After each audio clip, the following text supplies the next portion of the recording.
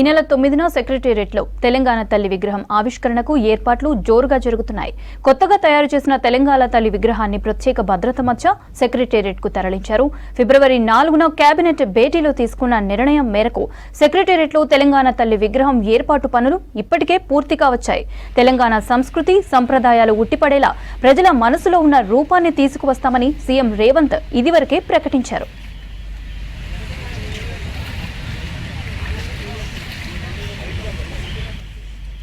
ఈ నెల 9న సెక్రటేరియట్ ఆవరణలో తెలంగాణ తల్లి విగ్రహాన్ని ఆవిష్కరించనున్నారు. దీనికి సంబంధించి మరిన్ని అప్డేట్స్ యాదగిరి అందిస్తారు.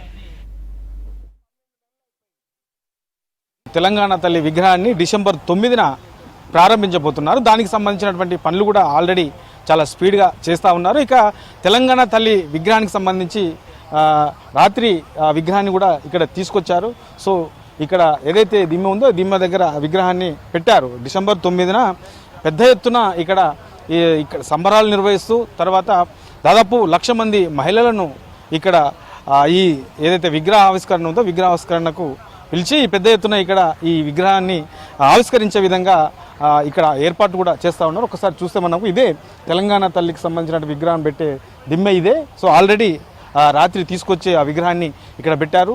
సో 9 నాడు ఇనాగ్రేషన్ చేస్తారు కాబట్టి ఆ రోజే ఇవన్నీ కూడా ఇప్పేస్తారు. ఇప్పుడు కనబడకుండా మొత్తం లోపల విగ్రహాన్ని పెట్టి ఇదంతా కూడా కప్పేశారు. సో దీనికి సంబంధించినటువంటి పనులు కూడా చాలా వేగవంతంగా కొనసాగుతున్నాయి. ఇక ఏదైతే విగ్రహం ఉందో విగ్రహంకు ముందు మొత్తం ఏదైతే మెయిన్ గేట్ ఉందో గతంలో ఉన్నటువంటి మెయిన్ గేట్ ఉందో ఆ గేటు దాదాపు దగ్గర వరకు కూడా మొత్తం ఈ వాటర్ ఫౌంటైన్ కూడా ఏర్పాటు చేస్తున్నారు. సో మొత్తం ఇక్కడ విగ్రహాన్ని ఏదైతే ఆవిష్కరిస్తారో ఆవిష్కరించే రోజు పెద్ద ఎత్తున ఇక్కడ చాలా ఇదంతా కూడా వాటర్ ఫౌంటైన్ అనేది ఇక్కడ ఏర్పాటు చేశారు. సో ఈవినింగ్ టైంలో ఇక్కడ ఈ తెలంగాణ తల్లి విగ్రహం ఆవిష్కరించిన తర్వాత ఈవినింగ్ టైంలో ఇక్కడ చాలా కలర్ఫుల్గా ఈ వాటర్ ఫౌంటైన్తో పాటు లైట్స్ కూడా చాలా ఏర్పాటు చేశారు. సో ఇది ఏదైతే విగ్రహం ఏర్పాటు చేశారో విగ్రహం దగ్గర నుంచి ఈ దిమ్మె దగ్గర నుంచి కూడా మెయిన్ గేట్ గతంలో ఏదైతే మెయిన్ గేట్ ఉందో ఆ మెయిన్ గేట్ వరకు కూడా ఈ వాటర్ ఫౌంటైన్ అనేది అక్కడ వరకు ఉంటుంది.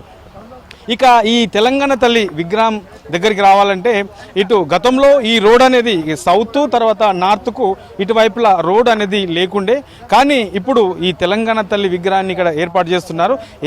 దీనికి సంబంధించి ఇటు నార్త్ వైపు నుంచి అయినా సరే ఇటు సౌత్ వైపు నుంచి కూడా రెండు వైపుల నుంచి కూడా వచ్చే విధంగా ప్రత్యేకంగా ఇక్కడ రోడ్డు కూడా వేస్తూ ఉన్నారు. సో ఇటువైపు నుంచి అయినా సరే ఇటు రెండు వైపుల నుంచి కూడా ఇటు వచ్చే విధంగా తెలంగాణ తల్లి విగ్రహం వరకు వచ్చే విధంగా సపరేట్గా రోడ్డు కూడా వేస్తూ ఉన్నారు. దానికి సంబంధించినటువంటి పనులు కూడా చాలా స్పీడ్గా కొనసాగుతున్నాయి. ఇక రోడ్డుతో పాటు పక్క నుంచి అంటే ఏదైతే సెక్రటేరియట్ లోపలికి వెళ్ళాలనుకుంటారో దానికి ఈ తెలంగాణ తల్లి విగ్రహం పక్క నుంచి ఈ ఫౌంటైన్ ఉంటుంది, ఫౌంటైన్ పక్కన అక్కడి నుంచి లోపలికి వెళ్ళే విధంగా కూడా సపరేట్గా ఒక దారిని కూడా చేశారు. అయితే ఇటు రెండు వైపులా ఏదైతే గతంలో ఉన్నటువంటి ఈ మెయిన్ గేట్ ఉందో మెయిన్ గేట్ను పూర్తిగా క్లోజ్ చేస్తూ ఉన్నారు. సో దీని పక్కనే ఆ నార్త్ గేట్ ఉంది, ఆ నార్త్ గేటు పక్కనే మరో గేట్ను కూడా సపరేట్గా ఇంకో గేట్ను కొత్తగా సపరేట్ కూడా చేస్తూ ఉన్నారు. సో ఇది మొత్తానికి తెలంగాణకు సంబంధించినటువంటి విగ్రహానికి సంబంధించి డిసెంబర్ 9న పెద్ద ఎత్తున ఇక్కడ 1,00,000 మంది మహిళల మధ్యలో ఈ విగ్రహాన్ని ఏర్పాటు చేసే విధంగా ఏర్పాట్లు అయితే చేస్తూ ఉన్నారు. ఇక